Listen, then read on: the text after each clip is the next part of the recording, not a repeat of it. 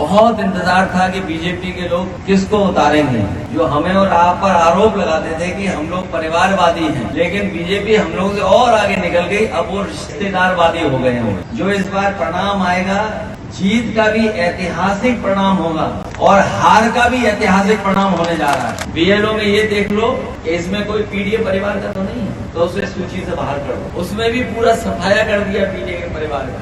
तब उन्होंने चुनाव की तारीख घोषित की। ऐसा परिणाम आएगा कि कभी बीजेपी ने सोचा नहीं हो। हालांकि बीजेपी के लोग सो नहीं पा रहे जब से अयोध्या हारे। डॉक्टर राममनोहर लोहिया, बाबा साहब भीमराव अम्बेडकर, ज्योतिबा फूले या नेताजी या डॉक्टर राममनोहर लोहिया, जिन्होंने जो रास्ता दिखाया वही पीडीए का रास्ता है, वही पीडीए की रास्ता है। भारतीय जनता पार्टी न संविधान मानती न कानून मानती, जिन्होंने कहा नौकरी दे देंगे, अब नौकरी है कहाँ, रोजगार कहाँ है, कीमतें कैसे कम हो, उसको लेकर के सरकार को कोई चिंता नहीं है। आज चुनाव के नामांकन का आखिरी दिन है। बीजेपी की भी सूची आ गई है। बहुत इंतजार था कि बीजेपी के लोग किसको उतारेंगे। हमें लगता है बीजेपी के लोग भी हम लोगों के रास्ते पे चल रहे हैं। जो नारा वो लगाते थे कि हम लोग परिवारवादी हैं, जो हमें और आप पर आरोप लगाते थे कि हम लोग परिवारवादी हैं, लेकिन बीजेपी हम लोगों से और आगे निकल गई, अब वो रिश्तेदारवादी हो गए हैं। और हिंदी के प्रोफेसर, अंग्रेजी के प्रोफेसर, कवि बैठे हैं, ये ज्यादा बेहतर बता पाएंगे रिश्तेदारवादी और परिवारवाद में क्या फर्क है। लेकिन करहेल की जनता जो समाजवादियों से अपना बहुत पुराना रिश्ता मानते हैं, ये रिश्ता बनाया हुआ नहीं है, ये बना हुआ रिश्ता है। इस बार जो परिणाम आएगा, जीत का भी ऐतिहासिक परिणाम होगा और हार का भी ऐतिहासिक परिणाम होने जा रहा है। बीएलओ की सूची मंगा लो।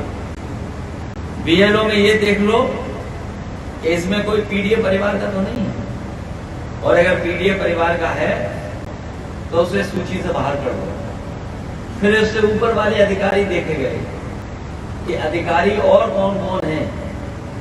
जब उन्होंने उसकी भी सूची मंगा ली, उसमें भी पूरा सफाया कर दिया पीडीए के परिवार का, तब उन्होंने चुनाव की तारीख घोषित की। लेकिन बीजेपी के लोग इन्हें भूल रहे हैं।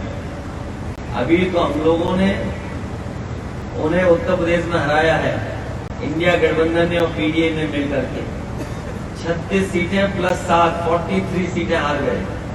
और इन्हीं कार्यकर्ताओं को अगर पता होता कि हम लोग 43 सीटें जीतने जा रहे हैं, 43 सीटें जीतने जा रहे हैं, तो हो सकता था यहाँ का कार्यकर्ता एकजुट होकर के हमें 60 से ज्यादा भी लोकसभा जिता। और अब तो हम लोग बीजेपी को हराना जान गए हैं, रणनीति बनाना जान गए हैं, लोगों का सम्मान कर करके उनको जोड़ना जान गए हैं, दूसरों को जगह दे करके त्याग करना जान गए हैं। तो देख लेना आप आने वाले समय में उत्तर प्रदेश में परिणाम, ऐसा परिणाम आएगा कि कभी बीजेपी ने सोचा नहीं होगा। हालांकि बीजेपी के लोग सो नहीं पा रहे जब से अयोध्या हारे। जब एक गड़बड़ सोते हैं तो उन्हें यूपी की याद आ जाती है कि यूपी में कैसे हार गए, और जैसे ही गड़बड़ दूसरी कर करके अयोध्या की याद आती तो फिर नहीं सो पाते। इतनी बड़ी हार हुई है यूपी से जिसकी वो अभी तक भरपाई नहीं करते। इसीलिए पीडीए की काट ढूंढ रहे हैं, पीडीए की काट, कि ये पीडीए को कैसे काट की जाए।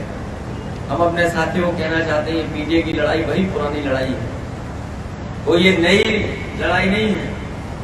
जो कभी डॉक्टर राममनोहर लोहिया या उनसे पहले बाबा साहब भीमराव अम्बेडकर, ज्योतिबा फूले या तमाम सामाजिक सुधार को आगे बढ़ाने वाले जितने भी हमारे नेता हैं, या नेताजी या डॉक्टर राममनोहर लोहिया, जिन्होंने जो रास्ता दिखाया वही पीडीए का रास्ता है, वही पीडीए की रास्ता। जब हम लोग पीडीए की बात करते हैं तो बीजेपी के लोग घबराने लगे हैं और कार्ड ढूंढ करने के लिए कह रहे हैं कि हम भी पिछड़ा और दलित बनाएंगे। लेकिन हम अपने पीडीए परिवार के लोगों को कहना चाहते हैं ये केवल चुनाव के लिए उन्होंने नाम बढ़ाए हैं, लेकिन सच्चाई में वो उनको कुछ नहीं देना चाहते। पिछले 10 साल दिल्ली के और अभी तक उत्तर प्रदेश के सरकार ने जितना भेदभाव किया उसकी कोई कल्पना नहीं कर सकता। राजनीतिक तौर से भी भेदभाव किया है, समाज में भी हम लोगों के साथ भेदभाव किया है, अधिकारी गण होंगे वो जानते हुए भेदभाव किया है, और इतना अन्याय भी कभी नहीं हुआ होगा जितना अन्याय सरकार में हुआ है। जो लोग सरकारी कर्मचारी होंगे या सरकार के आसपास काम करते होंगे वो जानते होंगे इतना भेदभाव कभी नहीं हुआ, इतना अपमानित भी कभी नहीं होना पड़ा। और हम लोगों ने ऐसे भी समय देखा है, ऐसा मौके देखे जहां पर इन्होंने हर सीमा को लांघे तोड़ दिया। हाल ही में आपको याद होगा जब सुल्तानपुर की डकैती हुई और सुल्तानपुर की डकैती को लेकर के पूरे प्रदेश में भारतीय जनता पार्टी की बदनामी हुई कि भारतीय जनता पार्टी की सरकार में लगातार बैंकें लूटी जा रही हैं, बैंकें लूट रही हैं, एटीएम लूट रही हैं, सुनारों को मारा जा रहा है, सुनार लूटे जा रहे हैं। हम आपसे कहेंगे कि बड़ी जिम्मेदारी के साथ वो आंकड़े भी अगर आप निकालोगे तो अभी तक जितनी बैंक डकैतियां हुई हैं सबसे ज्यादा भारतीय जनता पार्टी की सरकार में। इसके साथ साथ हमारे सुनार या सोने का काम करने वाले कारोबारियों का सबसे ज्यादा हत्या अगर कभी हुई है तो भारतीय जनता पार्टी की सरकार में। जब वो जवाब नहीं दे पाए तो आपको याद होगा मंगेश यादव की इन्होंने हत्या करने का काम, और उस पर भी जब सवाल हम लोगों ने खड़े किए तो सोचिए सरकार ने क्या किया, बैलेंस करने के लिए एक छतरी को मार दिया। बताइए कहीं हत्या करके बैलेंस किया जा सकता है किसी को? पहले तो आपने एक हत्या की और फिर उसको बैलेंस करने के लिए दूसरी हत्या कर दी। इस सरकार ने मुठभेड़ के बहाने एक हत्या नहीं की है, 2 हत्याएं की हैं। और न केवल उत्तर प्रदेश बल्कि देश की जनता जानती है कि भारतीय जनता पार्टी न संविधान मानती, न कानून मानती और न ही लोकतंत्र पर भरोसा करने वाली पार्टी है।